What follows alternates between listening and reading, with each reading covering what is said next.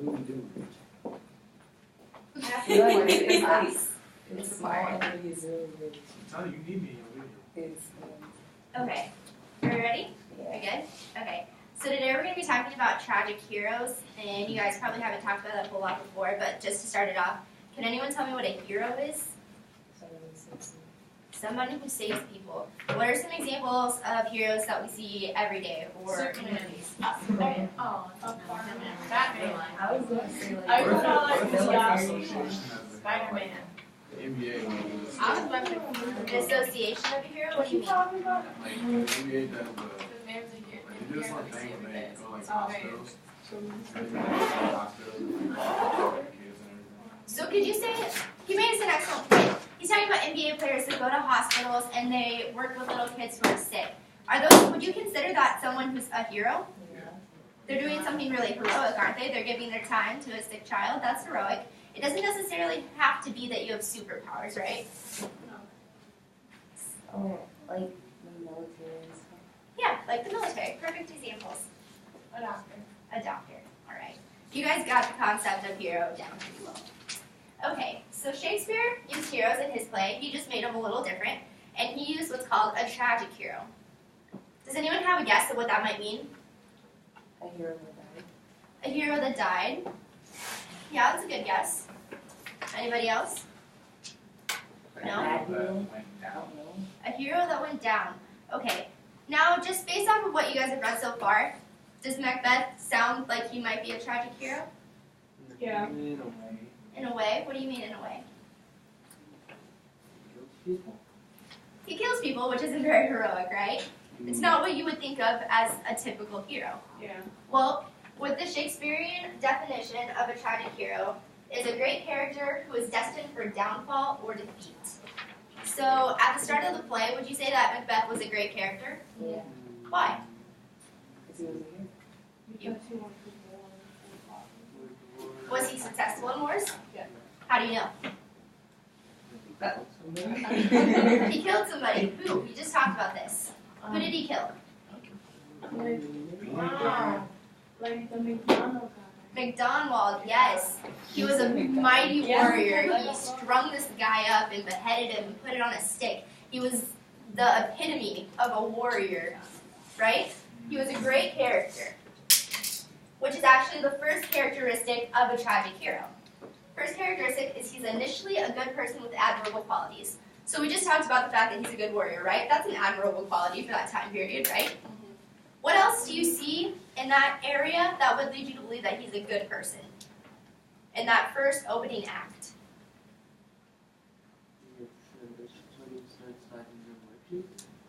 He gets ambitious, but is that a good thing for Macbeth? No. No, it's not a good thing in this situation.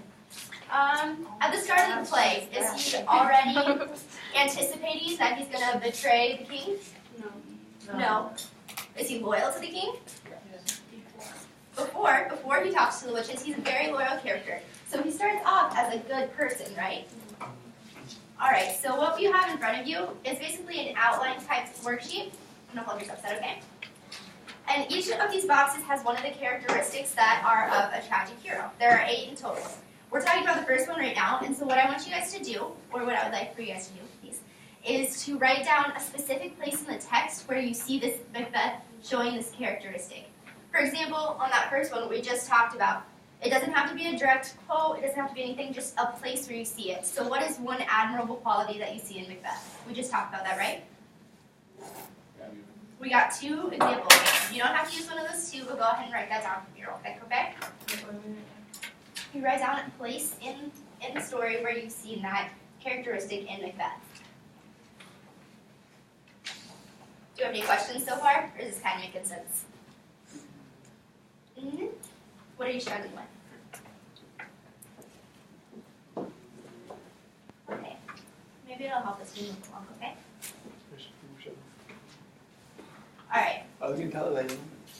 We're going to move on to the second characteristic. The second characteristic, someone read it for me. I don't know if you guys can see it that well, but if you can. Such as a king, a general, or a nobleman. Do you see this with Macbeth? Yeah. How? He's the thing. Glamis. Thane of Glamis. Is that all he is? of Cawdor, is that all he is? He's king. He's king. So there you go, you have 3 examples right there, and any of them will be true. Because no matter what, he is a person of high position, such as a king. He's a person of high position. He matters. He's important. And he just keeps getting more important throughout the play, right? He's building himself up. He's becoming even greater. Do we write one or like all? You don't have to write all 3. You can write one if you want. If you want to write all 3, that's all right as well. What are He's a person of high position. What positions does he hold? King. He's king. You're right. He's king right now.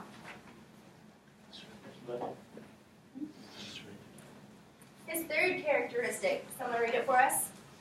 Although a great man, he shows promise to further greatness. All right. Where's the first place when he's like, I think it's Act 1 yet, where you see that he has promise of being even greater than what he is? In scene 1. But where? Talking to the witches. That's when he finds out that he can be even greater. Because at the start of the play, he had what title? Thane of Flamis. Thane of Flamis. And then after he talks to the witches, what does he find out that he's destined to be? Thane of Cawdor and king. Thane of Cawdor and king. Yeah. So he is already a good person. He's already Thane of Flamis, so he's already important. But after he talks to the witches, he finds out that he's going to be even better than what he is.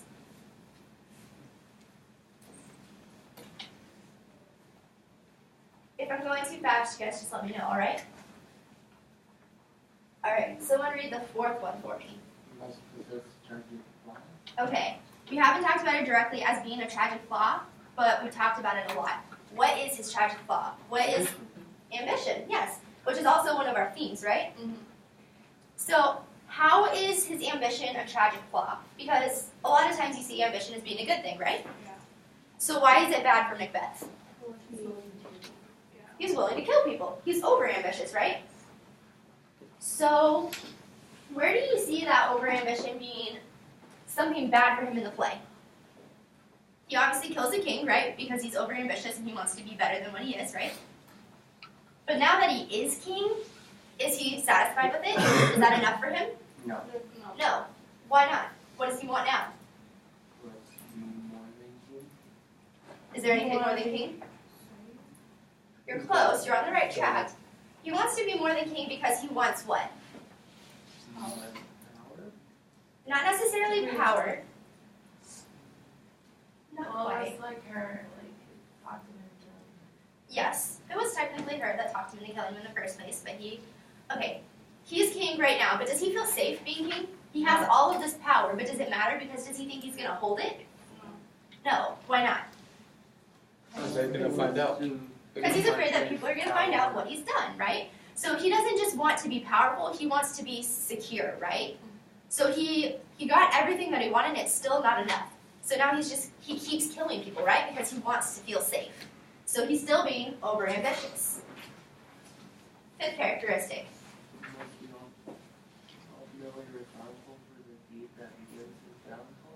All right, so this goes into play with what you just talked about. What did you say just a minute ago about Lady Macbeth?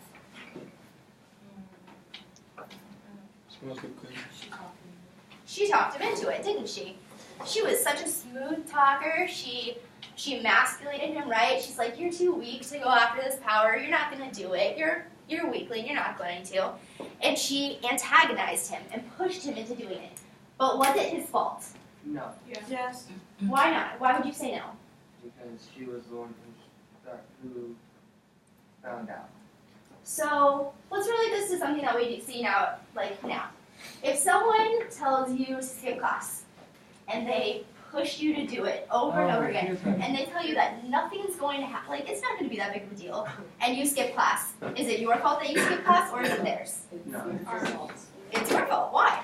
Because you did it. Because you did it. So she may have pushed him to kill the king, right? She pushed him. She definitely peer pressured him into it, right? But he did it. So it is ultimately his fault. So go ahead and write that down.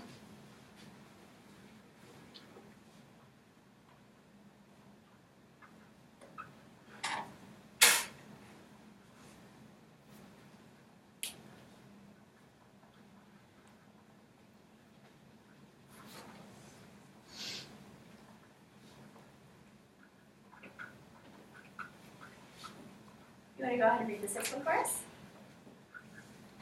It's probably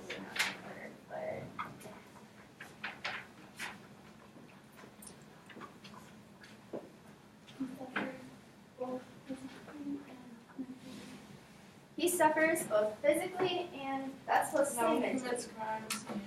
I know that's a course order, but okay, he suffers both physically and scratch where it says emotionally and follow your paper and it says mentally, right? So where do we see him suffering physically? Banquet. At the banquet? How is he suffering at the banquet? Which one is it? He sees the blood, but would that be him suffering physically or him suffering mentally? Mentally. Why? That's the cause behind it, but why is it a mental problem? Because he's seen things. Because he's seeing things, and it's in his head. That's not actually there, right, Sadie? Yeah. Yeah. So how is he suffering physically? Stress. Stress. He's feeling stressed. What is the stress leading him to? The stress and the guilt. What are they leading him to? Visions. The visions. Those are mental, though, right? Is he been sleeping well? Him and Lady Macbeth were talking about this. Have either of them been sleeping well? No. No. So would loss of sleeplessness affect you physically? Yeah. Yeah, definitely, right? And the hallucinations, they're in his head, right? He doesn't actually see them, but he's all over the place and crazy, right? And he's acting like a madman, which is affecting him physically, right? Even though what he's reacting to is all in his head. So we see two examples there. He's suffering mentally because he's going crazy. He can't handle all this guilt. He knows what he did, and no one else knows besides his wife, to an extent. And it's just driving him mad. But now he's losing control of himself, isn't he? He's starting to move around and yell at things that aren't there, and he just looks like a crazy person. So that's him suffering physically, because he's losing control. Does that make sense? Oh. Huh? What do you think you would write? He's losing control. That's him physically. And what is the biggest mental suffering that he has right now? Hallucinations. Are you guys with me so far? Okay.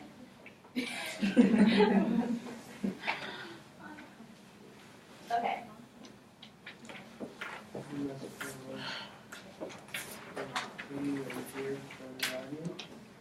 You want to try that one more time, just a little bit louder so the class can hear? You must provoke both pity and fear from the audience. He must provoke both pity and fear from the audience. Now I put these in quotations so that you knew kind of where we were referring to. All right? So how do you feel sorry for Macbeth in Act 1 and Act 2? Do you feel sorry for him? No. Why not? Because he's a hero. His wife masked. What was that? His wife unmasked. His wife emasculates him. His wife's mean, isn't she? She is just a mean lady at the start of this play. She makes fun of him, and she mocks him, and she pressures him, and you kind of feel sorry for the poor guy at first, don't you? Right? Like, you picked the wrong wife. She's not a nice lady, right? I wouldn't marry her. Controls him. Huh? She controls him. She controls him, yeah. Would you want to be married to someone that controlled you? Somebody would control me. Heck no. Yeah, you don't want to be married to someone like that. So you feel bad for him for being married to someone like that, right? I'm gonna control you too. And you. And you too. Yeah, I know she control me. Alright. All right. And then, when do we fear him? Later on in the play, we feel a little bit differently about Macbeth now, don't we? After he's done what he's done. Right? Do you still feel sorry for him now? No. No. Why not? I mean, he's having all these hallucinations. He's suffering. Why don't you feel bad for him? Because he kills people, right? You don't feel bad for him anymore. And now, why might we be afraid of him? Because he kills people. Because he's just going after people. Exactly. First of all, he killed people, which is scary enough in itself, and now he's just developing this hit list of people that have to go, because why? He wants He's to stay paranoid. king. They threaten He wants to stay king. He wants that security. He's so ambitious that just being king isn't enough. He has to be safe as king. And so he keeps working towards it, and now he's just becoming kind of scary. He's a scary lunatic, isn't he? Because he's just striving for more and more. It's kind of hard to feel sorry for someone like that, isn't it?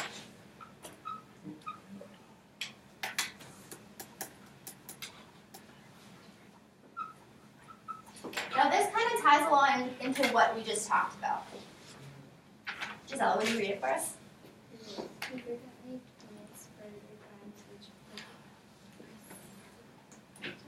Precipitate. Okay, so what crimes have we seen since his initial one? What was his initial crime? What is the first thing that he did? Killing Duncan. That is the first crime he committed. What has he done since then? He killed Banquo. He killed Banquo. 2 servants. And the 2 servants. He's killed 3 more people since then. And is he making things better for himself or worse? Worse. Worse. Why? Because he's stealing so many people. Yeah, he's collecting this pile of bodies on his conscience, which one is driving him crazy, right? Because he knows what he's done and he feels so guilty for it. And also, what's starting to happen now? What did we just see in the scene that we read today? People are catching up. People are catching on. They're not quite as slow as he thinks they are. He keeps developing this list of bodies that are on, their blood is on his hands, because he just keeps committing more crimes. And he's just making it worse and worse. Do you think he would have gotten away with it if he would have just killed Duncan? No. Why not? The servants. The servants. So the servants had to go. Do you think that he would have been okay if he hadn't killed Banquo? Probably not. Why not? Found out. Because they would find out. Why was Banquo an immediate threat to him? He knew about the prophecies. He knew about the prophecies. And Banquo was the person who was like, that's not quite right. I don't think that the servants did it, and I don't think that the sons did it. And now he's got an even longer list. So who else does he want to kill now? Who do you think he's going to kill? The king's kids. The king's kids. Why do they need to go? Because They're catching on. For one, yeah, they're in England. They know that they're catching on. Why else might they be a problem? To make that story Because they might have heard. conservative. Because they were right next door. Macbeth thought he heard them saying something, right? That was in there. He was hallucinating at that point. He was kind of freaking out about what he was doing. And he thought he heard them. So to Macbeth, they're kind of a threat, right? Because they might know what he did, which would challenge him being king, which he doesn't want, right? So do you think that if he keeps committing crimes, things are going to get better for him, or worse? Worse. Worse. Yeah, that's probably a good idea, right? Okay, so those are all the characteristics. Does everyone have them filled out? Mostly? Is there anything that you kind of stumped on, you didn't know what to put, that we need to go over? The last one and the first one. The last one and the first one. I'm going to look at your sheet if you don't mind. Okay, so we talked about this right away. He was a good person with admirable qualities. So what was good about him? Who can remind him? What was good about Macbeth in the beginning? he was a war hero. He was a war hero. He was a stud at war, right? All the dudes wanted to be him. They wanted to be great warriors like Macbeth. He was getting more titles. That's what people wanted back then, right? It was the equivalent of being, what's cool here? Student council president? Head cheerleader? Is that a thing? What's cool? Volleyball? It's like being captain of the volleyball team. That's what Macbeth was, and everybody wanted to be like him.